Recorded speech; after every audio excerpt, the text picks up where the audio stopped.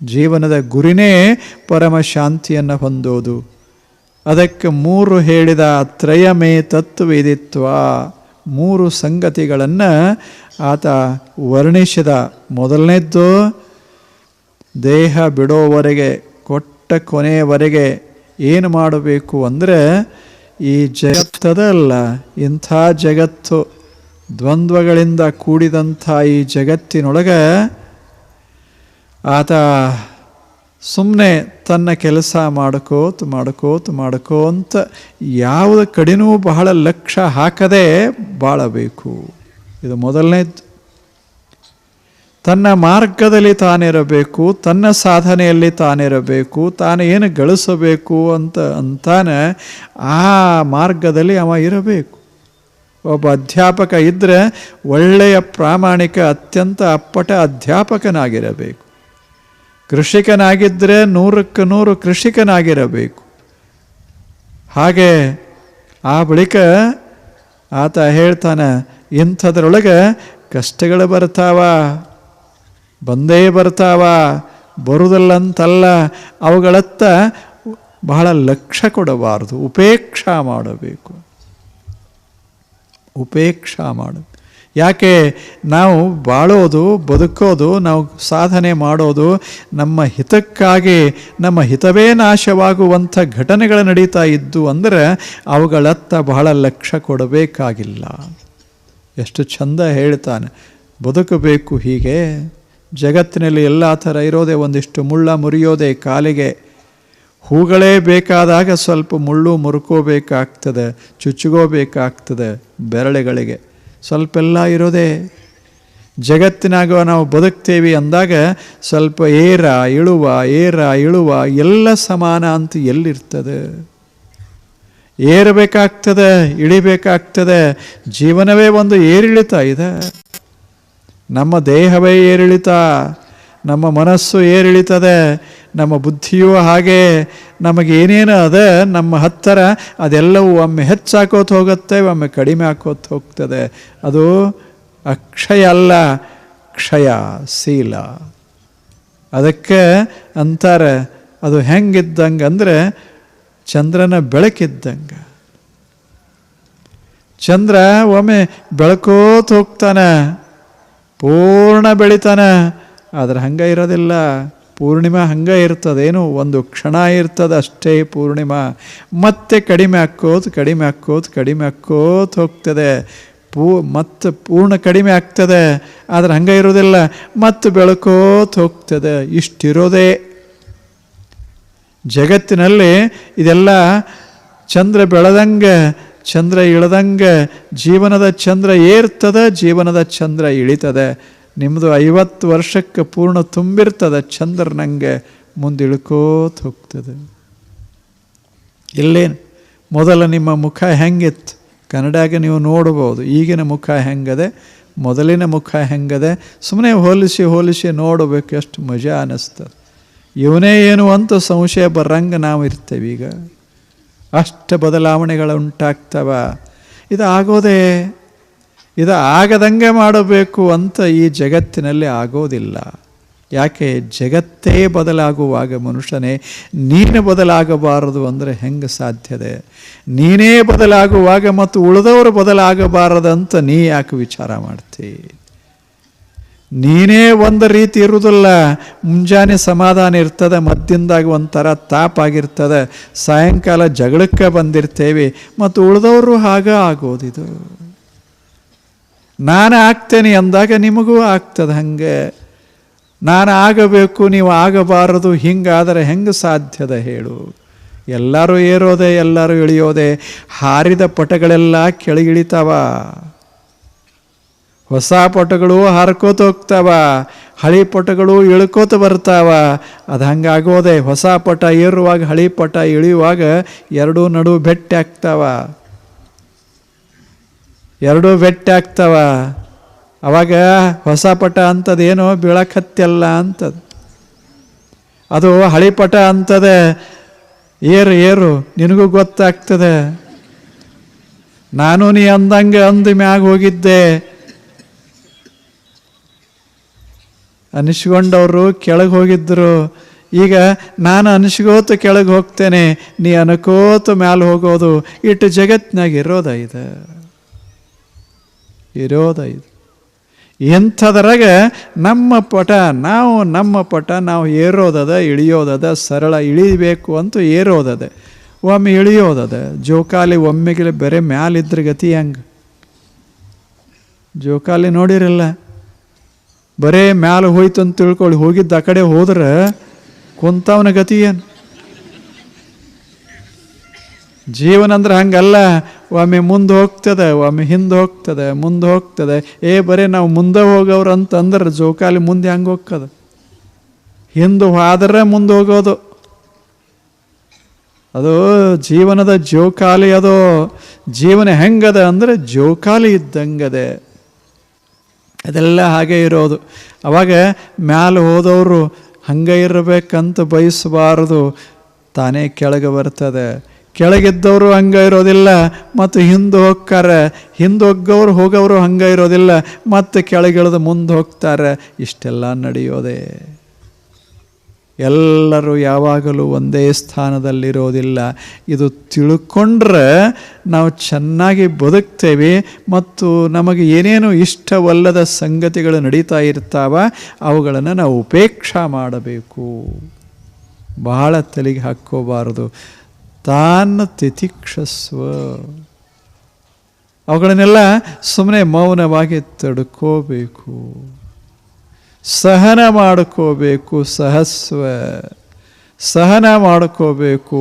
ಮುದ್ದಾಮ ಸಹನ ಮಾಡ್ಕೊಳ್ಳೋದಲ್ಲ, ನಮ್ಮ ಕೆಲಸದಾಗ ತನ್ನಷ್ಟಕ್ಕೆ ತಾನೇ ಅದು ಸಹನ ಆಗಿ ಹೋಗಬೇಕು. ನಾವು ಅಷ್ಟು ಕೆಲಸದಾಗ ಬದುಕಿನ ಕಾರ್ಯದೊಳಗೆ ತನ್ಮಯ ಆಗಿರಬೇಕು. ಇರಲಿಲ್ಲೇನು? ಹರಿದಾಸ ಅಂತಿದ್ರು, ಬಹಳ ದೊಡ್ಡವರು. ಅವರನ್ನು ಬಹಳ ಬೈತಿದ್ರು ಜನ. ಅವ್ರ ಜೀವನ ಚರಿತ್ರ ನೀವು ಕೇಳಂಗದ, ಓದ್ರಿ, ಬಹಳ ಚಲೋ ಜೀವನ ಚರಿತ್ರ. ಹರಿದಾಸ್ ಅಂದರೆ ಬಹಳ ದೊಡ್ಡ ಸಂಗೀತಜ್ಞ. ಭಾರತ ದೇಶದಲ್ಲಿ ಅವನಂಥ ಸಂಗೀತಜ್ಞ ಬಹಳ ಅಪರೂಪಕ್ಕೆ ಸಿಗ್ತಿದ್ರು. ಅಂಥವರು ತಾನಸೇನ ಕೇಳಿರಲ್ಲ, ತಾನಸೇನನ ಗುರು ಹರಿದಾಸ್. ಇಂಥ ಹರಿದಾಸರನ್ನು ಜನ, ಕೆಲವರು ಆಗಲಾರದ ಜನ ಅವರನ್ನು ಅತ್ಯಂತ ತುಚ್ಛವಾಗಿ ನೋಡ್ತಿದ್ರು. ಅವರು ಊರಿನ ಹೊರಗೆ ಒಂದು ಭಾಗದಾಗ, ಕಾಡಿನ ಭಾಗದೊಳಗೆ ಒಂದು ಗುಡಿಸಲ ಹಾಕ್ಕೊಂಡು ಅಲ್ಲಿ ಕೂತು ಹಾಡೋದು ಮಾಡ್ತಿದ್ರು. ಅವರ ಜೀವನವೇ ಒಂದು ಹಾಡ. ಹಂಗ ಹರಿದಾಸ ಹಾಡ್ತಾ ಇದ್ರೆ ಯಮುನೆ ಕುಣಿತಿರಬೇಕು ಅಂತ, ಹಂಗೆ ಯಮುನಾ ನದಿ ಕುಣಿತಿರಬೇಕು, ಹಂಗೆ ಹಾಡ್ತಿದ್ರು.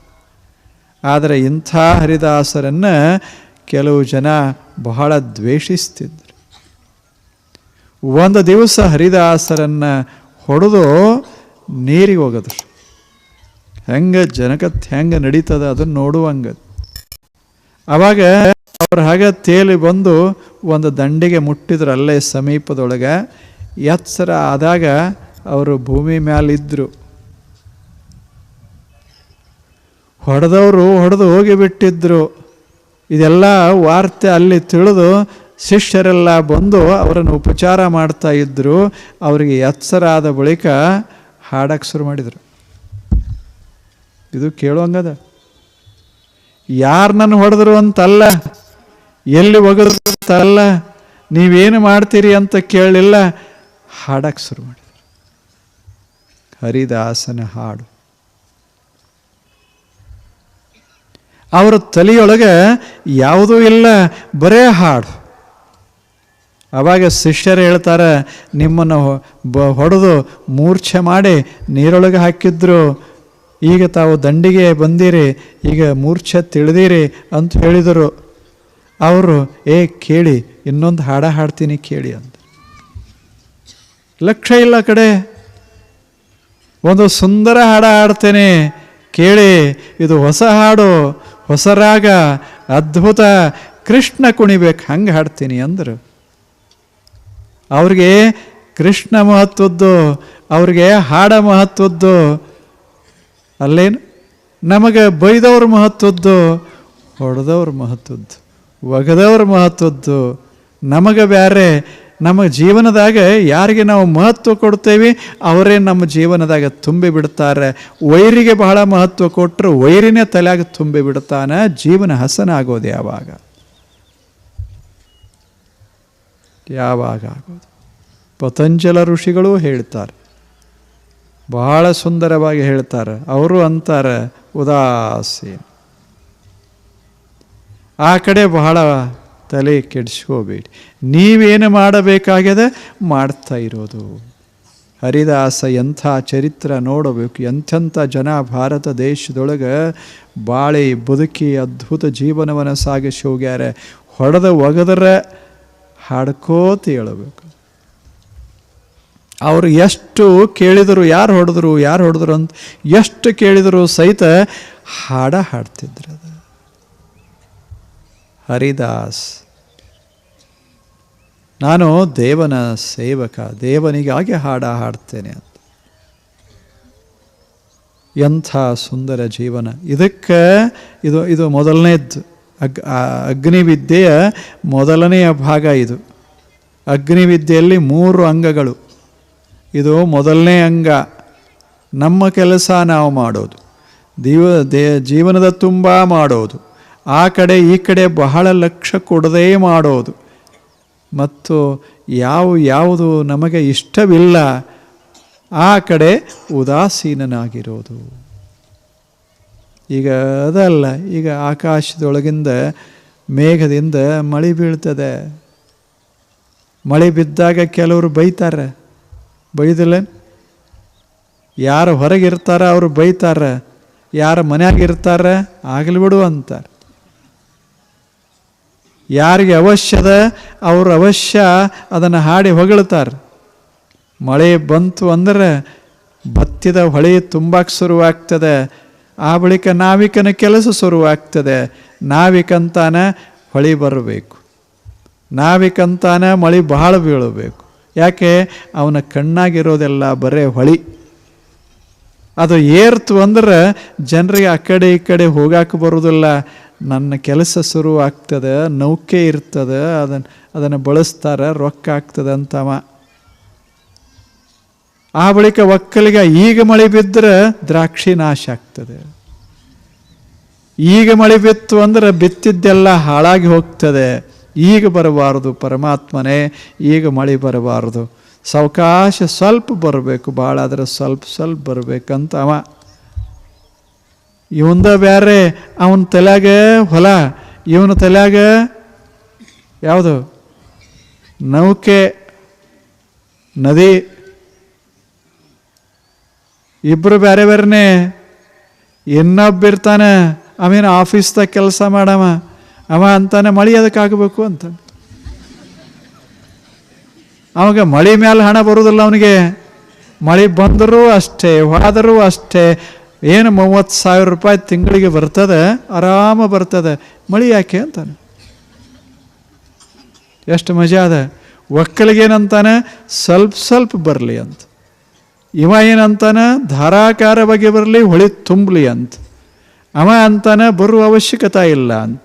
ಇವರು 3 ಮಂದಿ ಮಾತು ಕೇಳಬೇಕು ಅಂತ ಹೊರಟ್ರೆ ಮೇಘ ಏನು ಮಾಡಬೇಕು ಹೇಳಿ? ಏನು ಮಾಡೋದು ಮೇಘ? ಅದಕ್ಕೆ ಮೇಘ ಅಂತದ, ನೀವು ಬೇಕಾದವ್ರು ಬೇಕಾದ ಹೇಳ್ರಿ, ನನಗೆ ಮಾಡಂಗೆ ಮಾಡೋದಷ್ಟು.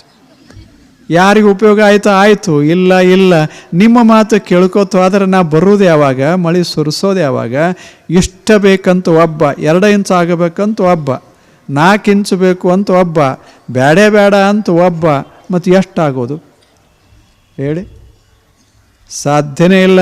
ಹಿಂಗೆ ಎಲ್ಲನೂ ಗಮನಿಸಿ ನಾವು ಮಾಡ್ತೇವೆ, ಬದುಕ್ತೇವೆ ಅಂತೂ ಆದರೆ ಈ ಜಗತ್ತಿನಾಗ ಬದುಕಾಕ ಆಗೋದಿಲ್ಲ ಸರಿಯಾಗಿ.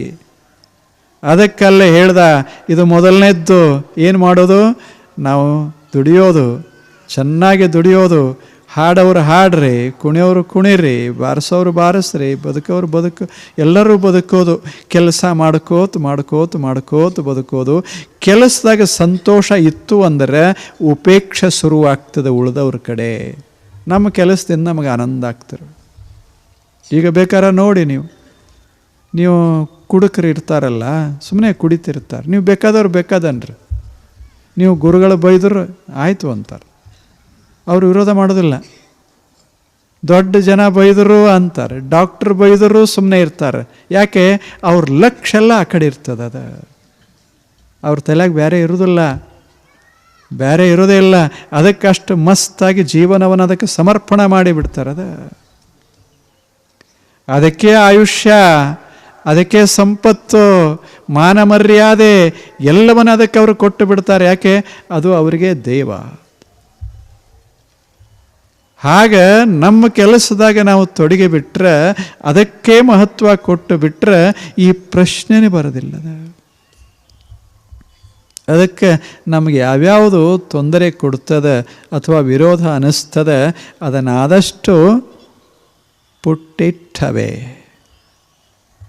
ಪುಟ್ಟಿಟ್ಟಸಾರ್, ಸುಮ್ಮನೆ ಹಿಂಗೆ ಪುಟ್ಟಸಾರ್ ಸರಿಸೋದು, ಹಿಂಗೆ ಅದನ್ನು ಬಿಡೋದು, ನಾವು ಸುಮ್ಮನೆ ಹೋಗೋದು.